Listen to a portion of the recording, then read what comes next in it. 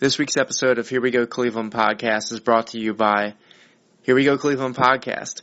Please subscribe on iTunes, Stitcher, SoundCloud, anywhere and everywhere you can find our podcast to be able to get the latest episodes as soon as they're available. Make sure you leave a rating and review. If you have any questions or have any topics that you would like to see covered on the podcast, email us at mailbag@herewegocleveland.com. Again, it's mailbag@herewegocleveland.com. Again, we have Don't Believe the Hype, Dinosaurus Rex. Let's go.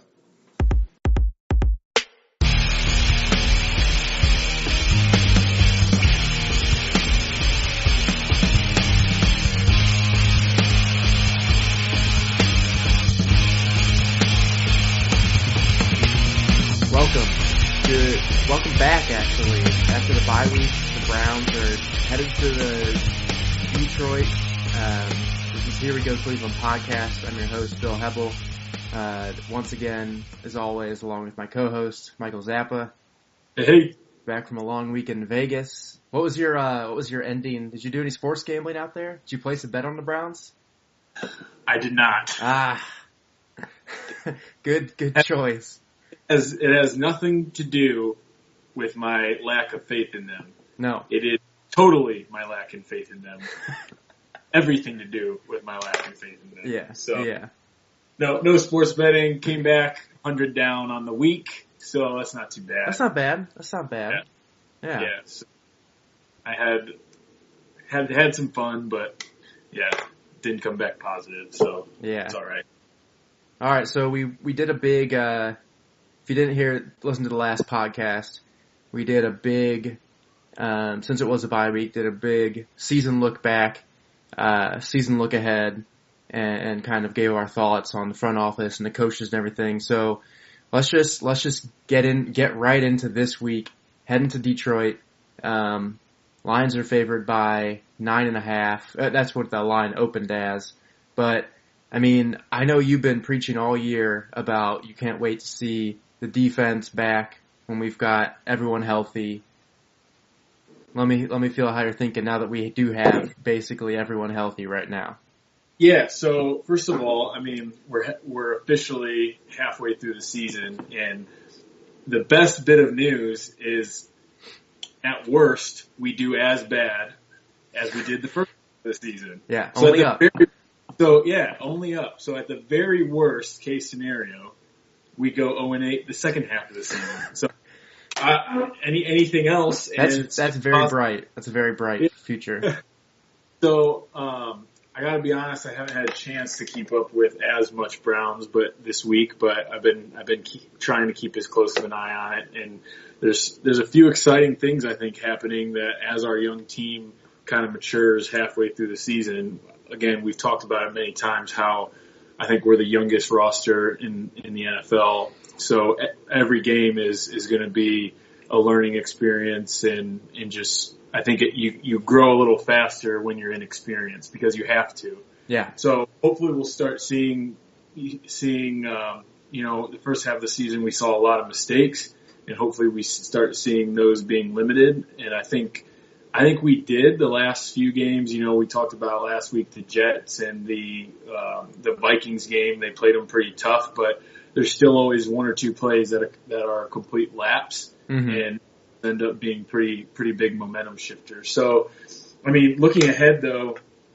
when you're as I guess inconsistent as the Browns, I mean, I think there's a lot of winnable games that if they put it all together, they're not going to be out of any of these games. But, starting with Detroit is a fairly inconsistent team also. So, I mean, do they have some offensive weapons? Absolutely. But I think they're not any more scary than the teams we faced so far. So I think it's still, if we have any shot to win, it's going to be our defense's job to keep them in between 17 and 20 points to give us any shot to win. So I think as soon as it goes 24 or 30 points, I just don't think our offense has enough there to string it together. Not yet, at least, until we get Corey Coleman and Josh Gordon back. And then we're going to be putting up 50 points a game. Easily. Well,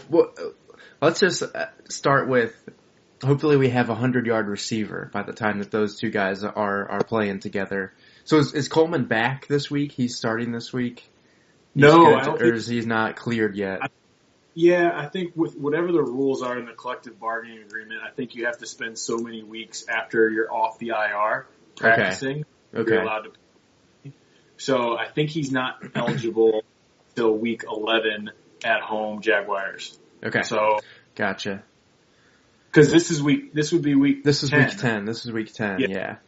So next week he'll officially be available, which, God, it would be, to have a 100-yard receiver, it shouldn't be asking for much in the NFL, but I think it'll go so far on our offense if there's a threat out there. Yeah, no, that's really true. I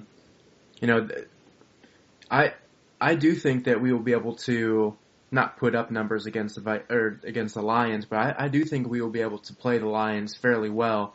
However, I am kind of scared only because Matt Stafford can light our secondary up. I mean, he's lit a bunch of secondaries up. If you look at kind of the season outlook for the Lions and where they are in the playoff hunt, this is kind of a must-win game that they have to continue to, because they're 4-4 right now. They're 2 games out of first place in their division, but the wild card in either the NFC or the AFC is really going to be maybe a 9-7 team, maybe that second wild card spot could be like an 8-8 team, depending on how things shake out. And so the fact that they're 4-4 right now and have some very winnable games in the future, I think they see this as a game where they can start to steamroll their playoff push. And I don't see, even though the Browns are all healthy, I do, at least on the defensive side, I do think that it's probably going to take them a couple weeks just to get really all know what their roles are together when they're out on the field, and get that cohesiveness that a defensive unit really needs to have to play well together. But I think, like you said, the future is really bright for this second half of the season. If you listened, I don't know if you got a chance to listen to any of the press conferences earlier this week, but Sashi Brown kind of stood up and took all the blame for kind of silenced the media a little bit on all this. Should have taken Deshaun Watson, should have taken Carson Wentz. He came out and said and faced the haters and said that those were misevaluations, and that's all on him. And good organizations take a look at those and reevaluate what they thought and think, well, where did we go wrong? Why did we think he wasn't going to be as good? And I think it was really great that he took to the media and owned up to those faults, if you want to say. Yeah, that's a good point because I think this front office has been regarded by at least a lot of the media as like arrogant. Mm-hmm. They just think outsmarting everyone because you got a couple of Harvard guys in there, and it's like sometimes it's like just make the easy decision. Like even this past draft with Myles Garrett, we didn't know until the last minute who the clear cut like obvious choice was. We weren't sure until like the last minute if they were going to go with it. Yeah. The last couple drafts, you just get the feeling like they're trying to, they're decreasing their odds of success by trying to I guess outsmart everyone. And sometimes it's just like, look at the tape, forget all the numbers for a second. And I'm the biggest advocate for like taking calculated risk based off like analytics and stuff. But sometimes you have to just like watch the tape also. And I think it's good that Sashi, admitted that those were misevaluations and they messed up, because I think it's really showing some humility with his group and not just saying like, look, we're gonna take this new way of doing business and shove it down the NFL's throat and shove it down the throat. no matter what, he's saying, look, we have to, and to your point, where did we go wrong? How did we miss by this much? Like, what did we overvalue in our analytics process? Did we overvalue completion percentage? Did we overvalue whatever it may be? Because, the knocks on Deshaun Watson were he doesn't make any NFL throws in college, or Carson Wentz was he didn't play at a big school in college. Right. Okay, so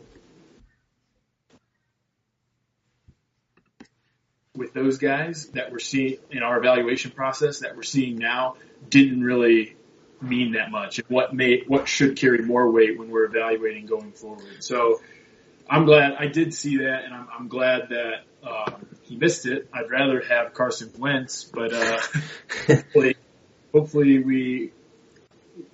Just a side note, Carson Wentz is slowly becoming my favorite player in the NFL. Oh, he's like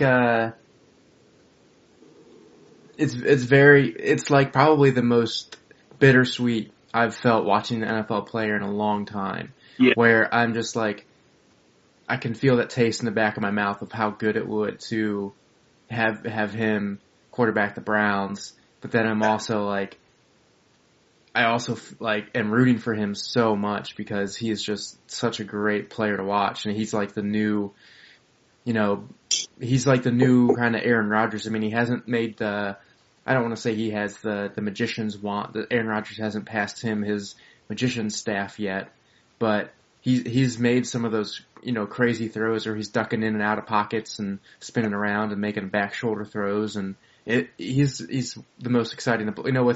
With Aaron Rodgers, Watt, Odell Beckham out this season, he's and now Watson out. They were front runners for most watchable, and now it's easily Wentz's throne to sit on. Yeah, for sure. And like the crazy part is, he almost looks like he's in his fifth year or something. Yeah. Only year two. And the other thing, he has a really good defense, but his offense really does. With world beaters as far as talent. They have Jay Ajayi now. Yeah. But before then, they had Alshon Jeffrey. He's a better wide receiver than any Browns. Zach Ertz, probably a really good tight end. But even if you neutralize the talent, I think with our team now, I think we would still be further ahead. He has good talent, but they're also 8-1. It's like, does he have 8-1 talent? I don't think he has guys, to your point, like Odell Beckham, or he just has really consistent guys. I don't think he has any Pro Bowlers by any means. So yeah, he's so fascinating to watch, and I think he's just getting better and better with every week. No doubt. Yeah, he's a smart quarterback. He seems to make all the right reads. He does not turn the ball over. And he's just, so confident. Even Jared Goff looks, I don't think, I haven't really watched him, that much because the East Coast media doesn't really cover Jared Goff as much as they do Carson Wentz, obviously, but, he's putting up, in the past couple of games, he's put up similar numbers, and he's starting to look like a really, really good quarterback. I don't think no one in the media, either on the East Coast or West Coast, is saying, the Browns should have took Jared Goff. But yeah, he's an unbelievable player to watch. So second game in a row starting for Sean Kizer. I've completely left the Hogan wagon, the Hoagie sub wagon. Completely left that. I burned it down. Only about 3 years overdue. No longer in business. I'm changing my stance slightly on Deshaun Kizer. Okay, let me hear what you have to say.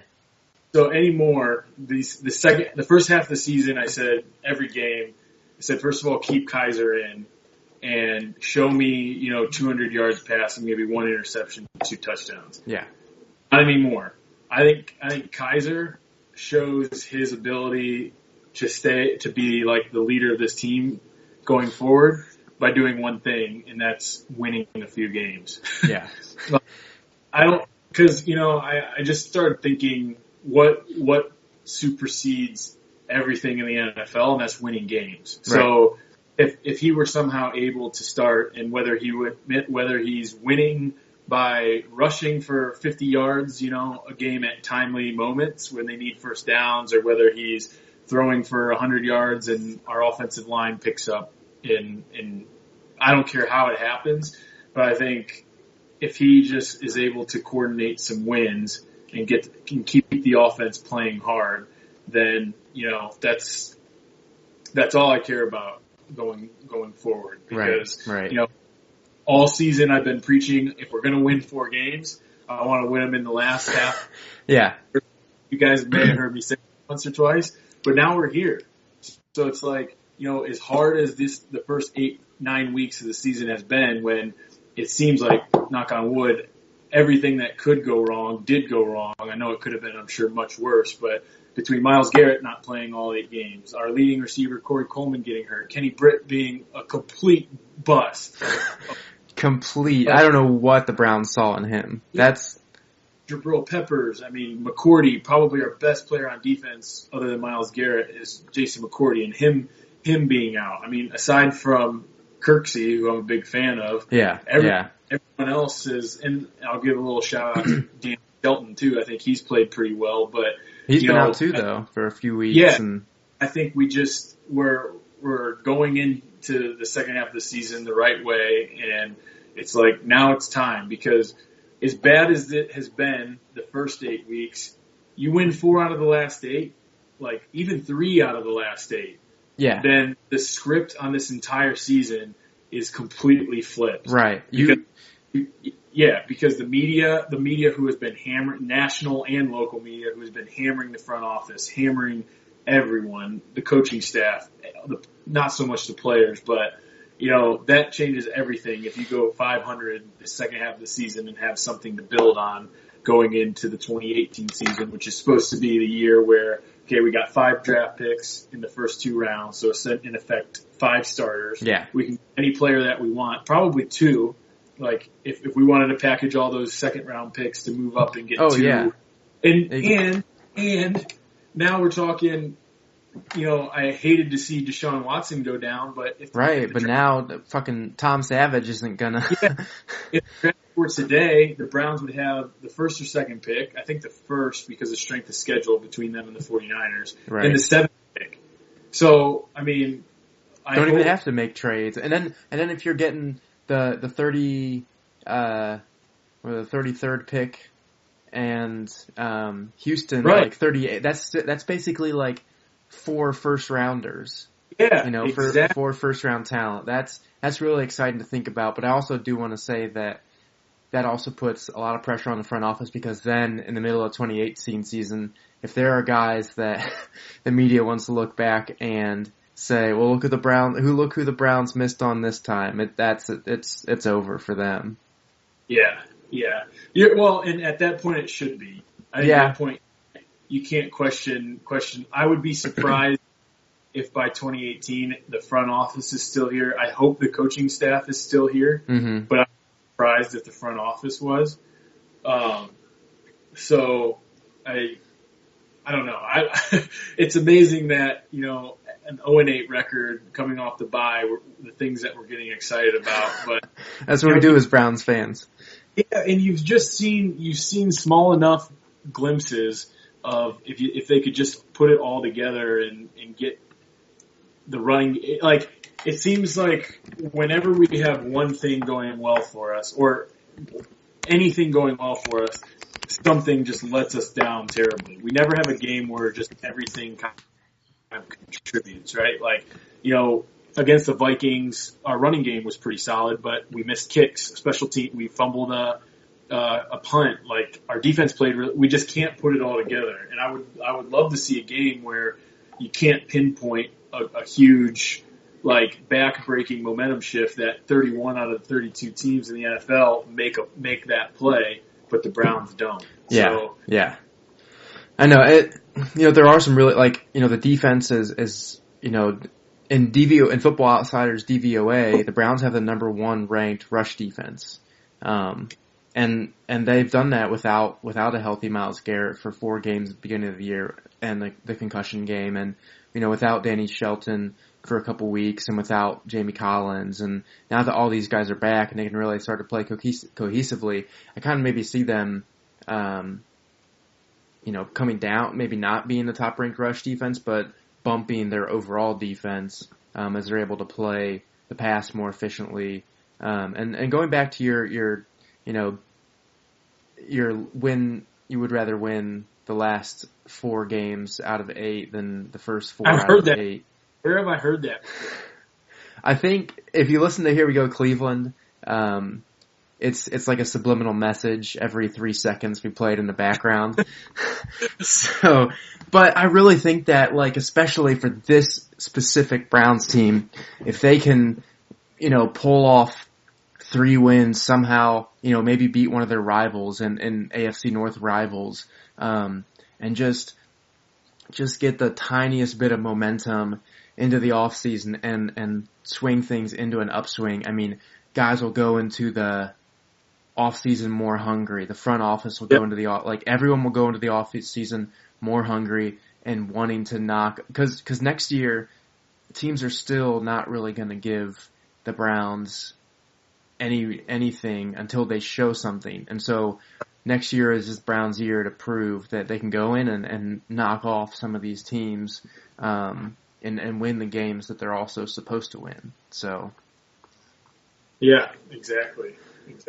So, and I think, now that we're starting a brand new season, because, you can scrap the first half of the season and say, what was there really to build on? So now, we're coming back in the next couple of weeks. We should be getting some offensive weapons to help back on the field. We should be hopefully our defense will stay healthy. Hopefully Myles Garrett will be healthy for the full. What did he end up playing? He had 3. Did he play 3 games? Full games? He was out the first 4.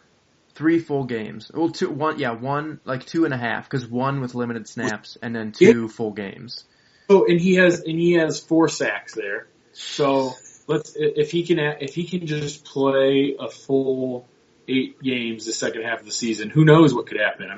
So I just think there's a lot of things that, and it's not difficult to do on a struggling team to be like, that should help us, that can contribute positively to us winning a game. Yeah. That can contribute positively to us winning a game. So hopefully he's able to stay healthy. Actually, I wanted to talk to you about that. What do you think about his self-reported concussion symptoms? I didn't really read too much into it, but sometimes was it self-reported as in, and maybe you can help explain this to me. Apologize for this portion of this segment on the pod where I don't know anything. But, so was it self-reported in the fact that a couple days after the game, yeah, he kind of came out and told the doctors that he had team doctors that he had a concussion, or he was experiencing some symptoms, or? He went to the trainers and said, look, I haven't been feeling good. I have this consistent headache. I'm nauseous. I'm dizzy, all this different stuff.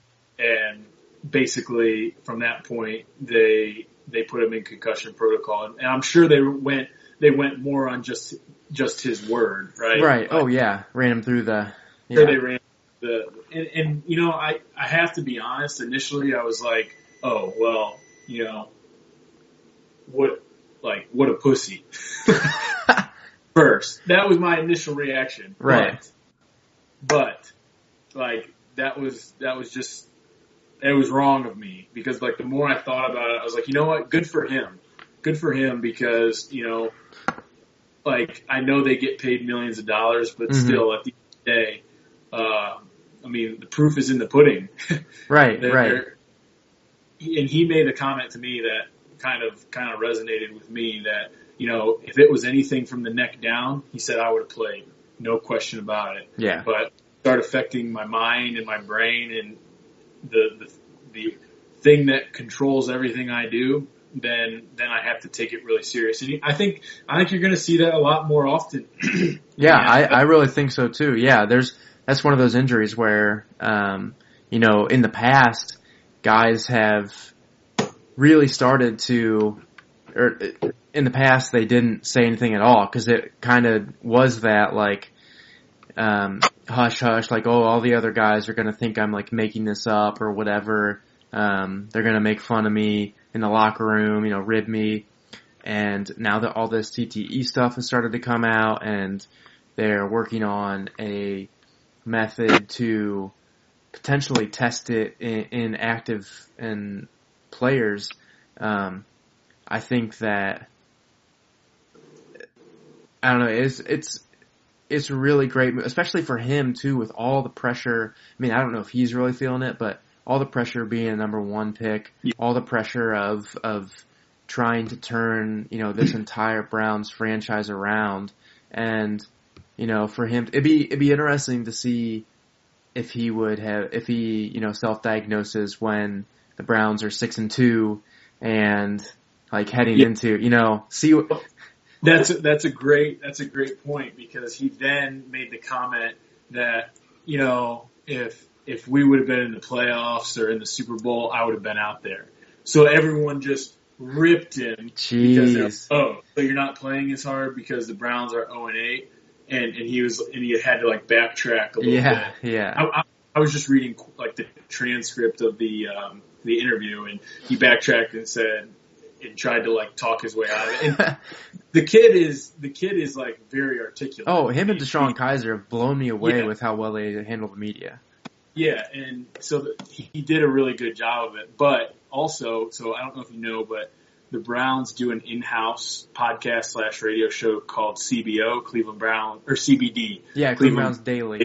Yeah. It's Matt Wilhelm, who played for the Buckeyes, played in the NFL, and Nathan Zagura, who's like the sideline reporter. Right. Yeah, I saw him. He looked like a weird Russian guy in a suit on the sidelines of the Browns. Yeah, that'd be Zagura. But Matt Wilhelm on the show, and it's an in-house show. Like, they are Cleveland Browns employees. Yeah. And they record in Berea, in the headquarters. They call it the Dog Bowl, whatever. And he questioned Myles Garrett's toughness, and today Williams, what's his first name? Greg. Oh, Greg Williams. I thought you were gonna say something about Kason Williams again. Because he's my boy too, but no, Greg Williams ripped Matt Wilhelm. Wow. And said if he sees him in the hall, he's going to let him know. Work in the same building. Yeah. Like, oh my gosh. He said, without doubt, he said, that pisses me off because I have never once questioned Myles Garrett's desire to play, desire to be great, his toughness, his attitude. Never once have I questioned it. And you know what? Like, we are not going to be a team that doesn't take those concerns of our players seriously. And it's terrible to say, but I was like kind of relieved because I was like, this is an open door for the Browns to botch this situation. Right. All they need to do is just fully support Myles Garrett, like their number one overall pick. Yeah. I was like, please, coaches, because it would be a typical Browns move to be like, oh, well, we questioned it too, but would you have been surprised if one of the coaches would have been? No, because that's such a Brown thing. That's like such a Browns thing to like go against their players. So I was so happy to see Greg Williams just come out and say, leave no doubt we support his decision to self-report. Yeah. And we will continue to support that for our players because I think that says something about like the culture too, which has been questionable, more than questionable at times. So, right, but yeah, right. I like Matt Wilhelm. I mean, he played in the NFL, so he has a pretty interesting perspective. But I was also excited to see, like, you know how fiery Greg Williams is. He was like that. That pissed me off, and I've never questioned that. And I'm gonna tell that guy. He didn't even acknowledge his name. He said, "I'm gonna tell him if I pass him in the hall that pissed me off." So I was glad to see. I think that was that was properly handled. And, I think you're right? I mean, if you're putting your body on the line like that, then despite the millions of dollars, I know a lot of people would make the argument against it. Like, well, if you're getting paid millions of dollars a year, you should. Yeah, but you got to live. I mean, look at Yeah. what's happened to, they look at what's happened to some of the players that have had CTE problems in the past, and you don't want to be, you make millions of dollars now, and no one would choose $1 million more a year since they play all the time right now than the ability to, not be in a wheelchair or have some kind of, you can't pick up your child when you're 40 or something like that. No one would really. So shame on anyone that yells at the players for sitting out any kind of. It's like you don't go through this physical process every single day. So. And you know what? Honestly, all it is when you boil it down, it's no different than the workforce we work in today, being young professionals.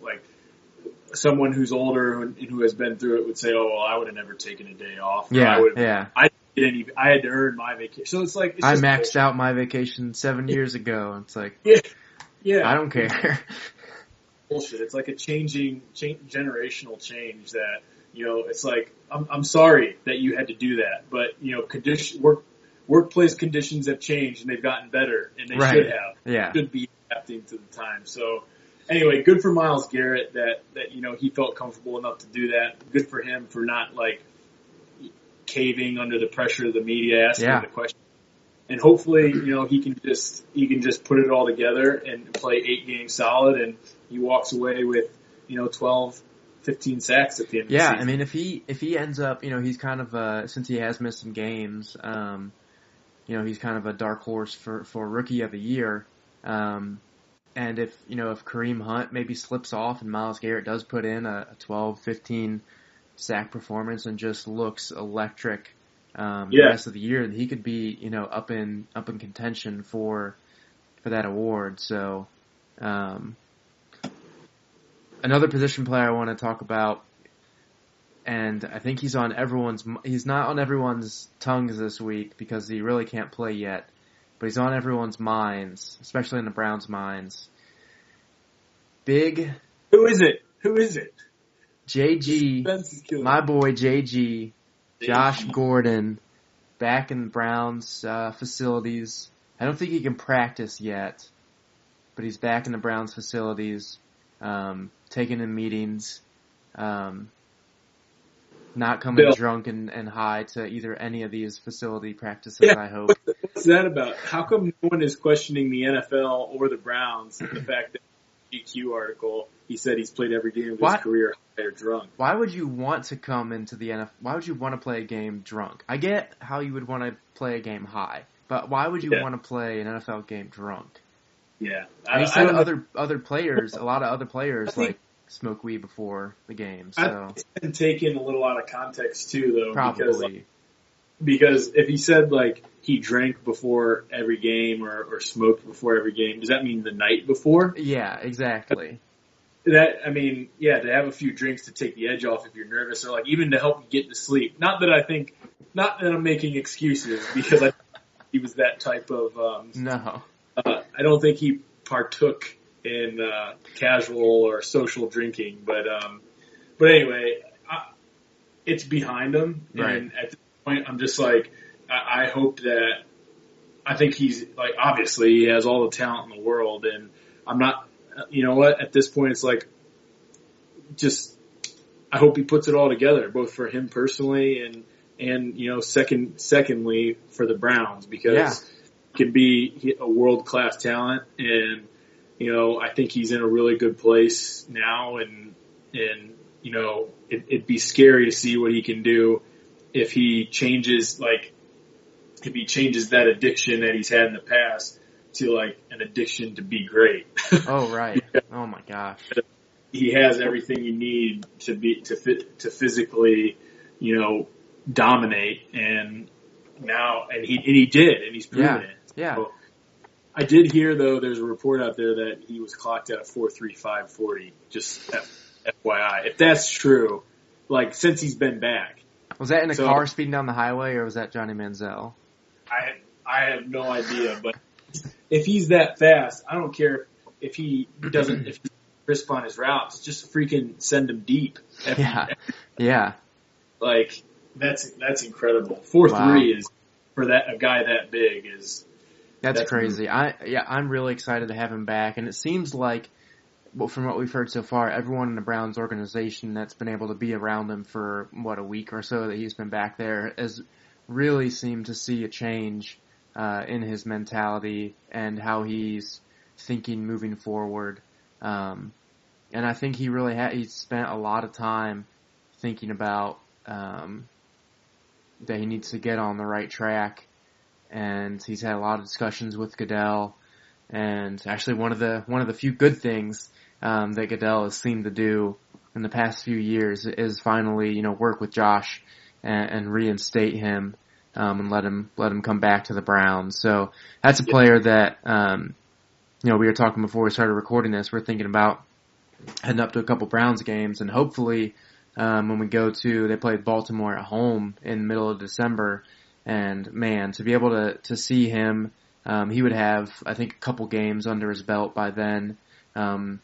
See him and Corey Coleman, and Njoku and some of those other wide receivers, be able to play.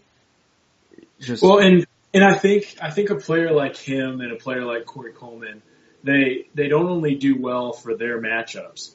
They shift everyone down a notch, right? Right. Now let's say Josh Gordon at half speed is our best receiver, is better than any of our receivers. Half speed, he's easily better than Kenny Britt, so. Yeah. So, I'm thinking, and this isn't an exaggeration, but if you follow Tony Grossi or Darryl Wright or whoever it is, Josh Gordon at 60% is better than any of the receivers on our roster at 100%. Yeah. So even if he's at 60% for those last 5 games that he's available for, and they put their best corner on Josh. They put their second best corner on Corey. Now things for guys like Njoku, guys for Ricardo Lewis. They're not trying to, Taysom Williams. Now he's not getting matched up on the first or second best corner. Now maybe he's in the slot. And I just think it can have such an impact down your entire roster that now maybe these receivers can create some spacing, because I think, a lot of knock has been put on Kizer for his play when he's having to try to throw to receivers who aren't open. Yeah. And when he does throw them open or get them the ball, they're dropping it like an alarming level or rate at a time. So it just does so much. And one other thing that I heard about for Josh Gordon's career, I just read when he was reinstated, he averages 18.6 yards a reception for his career. He averages over 100 yards a game for his career, which I don't know how many games that's been, 15 games total, but no more than that. Yeah, probably 20. He's top 6 in career receiving yards per game. Yeah. And what he's had so far, So I know we got into this last week or earlier in the season, but we were talking about how ridiculous it is, our leading receiver, what they're averaging per game. Yeah. The Cleveland Browns leading receiver, I believe. Is it Crowell? No, I forget. I forget who it even is. It's probably Duke Johnson. I actually think it might be Ricardo Lewis. But anyway, no matter who it is, our 7 yards per game. So if Josh Gordon comes back and has 2 catches per game, based on his average, he'll be our leading receiver. That is so ridiculous. Yeah, it's just crazy, how big of an impact. Especially, like I said, we haven't. If there's one thing our receivers don't have besides hands, it's speed. Mm-hmm. None of our receivers. You think back to the days of Travis Benjamin, he wasn't physically imposing, but the guy could blow the top off with his speed. Right. We don't have anyone who does that and then maybe opens up a flat or opens up a whatever. Right. So even with just that speed alone, and Corey Coleman, he's a fast guy too. Obviously, I think he has 4.3 type speed. So him coming back, that could open up a lot of things for Deshaun. And Deshaun Kizer throws a great deep ball. So, yeah. It's really exciting to look forward to those guys coming back, especially when you look at the schedule also, and it's kind of teams that aren't going to make the playoffs, but these Browns players are going to come back really hungry to put up some numbers and to get in some work before heading into the off season. So it's really exciting to see them come back. So we've kind of looped around and talked about various amount of topics, but let's not wrap this one up just yet, but let's get into so we talked about our players to watch for the entire second half, but let's get the familiar segment on. Who's your player to watch, offensive, defensive, this week against the Lions? Well, defensively, I'm excited to see Jabril Peppers back. So, I mean, I think he's been. I think Greg Williams has been playing him in a position that was intended to try to limit his mistakes. Mm-hmm. Because being a rookie and stuff, and I think that's part of why he's played so deep. But I hope that going forward he plays a little more aggressive role and his ability is kind of utilized better. So, and I just want to see him make one or two impact plays this week against Detroit, whether it be a big pass breakup or a blitz or whatever. I think the kid is so athletic that I think now that we're halfway through the season, he is used a little differently. So, and then obviously Myles Garrett, but I'm really excited to watch Jabril Peppers because he might have missed 3 games or 2. I think he did miss 3 games. Yeah. Yeah. So I'm excited to see him. And on offense, God, it's such a pain because what's looming, and that's Josh Gordon and Corey Coleman coming back. But right. Painful as our offense has been to watch the first 8 games. So it's like, God, who do you pick? So, I'll just say the running backs. I think if we have any shot to win a game, Duke Johnson and Isaiah Crowell have to have massive games, like both running and catching out of the backfield. And I think, Crowell has to have a breakout run of, 50 or 60 yards if we want to have any shot. I think so, yeah. Otherwise, there's no one on the offense that I have confidence in being able to really make a big play. So right. Those and obviously I'm still a Kizer believer. I still think definitely been dealt a short hand with the way he's been managed. I think that the bench and sit was just kind of stupid, honestly. Yeah, it was like child's play by Hugh Jackson to try and do that. Yeah, so I got about 5 out. There's a million and my special teams player. Yeah. Is yours truly, Zane Gonzalez. It'd be fucking great if he could maybe make all of his kicks this week, because I think potentially it could come down to be a 3 or 6. It could be a 1-score game. Right. Yeah. I mean, he's missed some field goals in dire situations for the Browns, but I think he's only missed 3 or 4 field goals on the year. I think he's like 7 for 11 so far for field goals. So, that's not the greatest for, he's not tried to make like a 50, it's not like 4 of those, or 3 of those misses are, 50 plus yarders. So I think he's done better than the stats, or he's done, worse in our minds than the stats may show. Yeah, for some reason it seems like every time I turn around especially look at the Tennessee game, some of those field goals that he missed there. There's 3 characters in Bill, death, taxes, and Zane Gonzalez missing. Oh man. So that's my group of players. All right, so I'm going to start with the offensive side, and you named this guy before. I mean, it's Deshaun Kizer.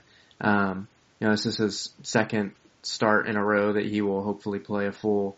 I don't see Hugh switching him at all. Barring any injury, knock on wood.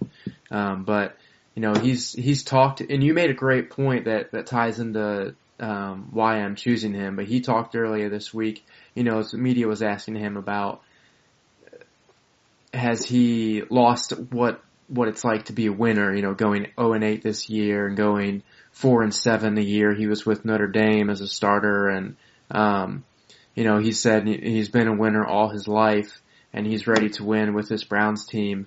And he's looking forward this week to, they haven't had, he talked about how they hadn't had a drive where there was a 67-yard run down the sideline, or they've had like a 40, 50-yard pass that really just amplifies that drive, and he's really going to start trying to look for those big plays. So I'm looking for him to, open it up, and like you said before, will he be able to do that with the weapons that he has right now? I'm not sure. We really haven't seen it all this year with any quarterback we've tried, is someone trying to really open up the field. So as soon as we get some more weapons, but Deshaun Kizer definitely on the offensive side. On the defensive side, I definitely want, I think Buddy Calhoun and Jamar Taylor have, they've shown some flashes. They've kind of been below average in other points, but they really have shown some flashes of great play. And I think the matchup against like Golden Tate and, some of these other, Eric Ebron, some of the matchups that, Matthew Stafford can really sling the ball around. So for them to, just be able to come back and put up some, I just don't want to be able to see the Lions be able to do Matthew Stafford. When he's going, he can do whatever he want to do. And I put it up to our secondary and those guys and specifically to, control him and keep him at bay. So. Yeah. Yep. I'm excited because, it seems like since really game 2 or 3, we've been reeling and been on our heels. So I think the bye has given us hopefully at least a little foundation to kind of dig in and say, look, we've been through a lot this first half of the season, but we got everyone back. Probably everyone's going to play. They'll get, besides Corey Coleman, right? They'll get their starting offense on the field, starting deep in Joe Thomas, but yeah, field and just dig in, pin the ears back, and see what happens. We're going to play hard, which I think is a testament to the coaching staff. Like I don't feel like our players have stopped playing. I think is good at 0-8. So, we just played the Vikings tough 2 weeks ago. I think the Lions are a little bit more scary team because obviously they have Matt Stafford and not Case Keenum, but I don't think they have the defense that the Vikings do either. So I think it's a pretty similar match, and we get some players back in the secondary and see what happens. So as always, I'm excited for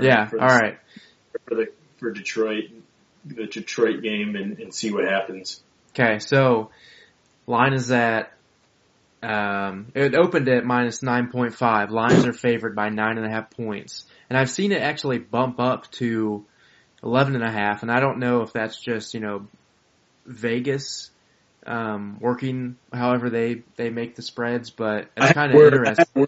And while I was out there, and I said, look, there's no way the Browns should be a 9.5 underdog. They should definitely be an 11.5 You're underdog. Right. So now, if I'll just go ahead and make my pick. Go for it. Yes. Yeah, I'm taking the Lions. I'm taking them on a 9.5 spread, not 11. Yeah. I think a loss by 10 is probably what happens. So I think I'll say 24-14. Yeah. No, 27-17. 27-17. Yeah. So I think the Lions are going to win. I think it's I think the Browns are coming in. It seems like, and I don't know if it's just a feeling that I'm getting, but it seems like everyone at the Browns is more optimistic this week than they've ever really been in any part of the season, maybe except for heading into week 1. But looking at some numbers here, OddsShark has the approximate score at 30-17 or 30-13. I think that's way out of line. I think the Browns maybe actually be able to put up some numbers against this Detroit defense that they're only 1-3 at home this year, so it's not like their dome is really giving them an advantage. And I do think with the defense all healthy, they will be able to slow Detroit down. So, and maybe Detroit's thinking, I said this earlier, but this is a game where they have to win this game to have any chance at the playoffs this year. But maybe they're also thinking, oh, it's just the Browns. So I could see the Browns coming in and really disrupting the Lions. I'm taking the Browns against the 9.5 spread. I think it's maybe like a 27. I would say like a 24-17 loss. I think they lose by maybe a touchdown. And yeah, I want to see Kizer with two passing touchdowns and Zane Gonzalez with a field goal. That's how I think they'll score this week. So I'm taking the Browns, and I'm not going to put any money on it, but I'm taking the Browns with the 9.5 points. But still in a loss. Still in a loss, but against the spread, maybe they can improve. I think their record against the spread, I think they've actually won a few games against the spread this year. But so we'll add another win. Hey, what about winning the last 8 out of 8 against the spread? How about there that? We go. Zero wins, but 8 out of 8 against the spread. Yeah. That's also, that would be somehow rationalized in the Browns being a win. That's a moral victory. Right. So. And none of the coaches or players care about that, but at least I guess the fans can maybe hang their hat on. So yeah, it's been another week. Just want to say we are recording this on Veterans Day, so support our troops anywhere you are, anytime you're listening to this. So I think I got some pizza ordered. I'm gonna head down and eat that. So you seem like you have dinner beeping at you in the background. So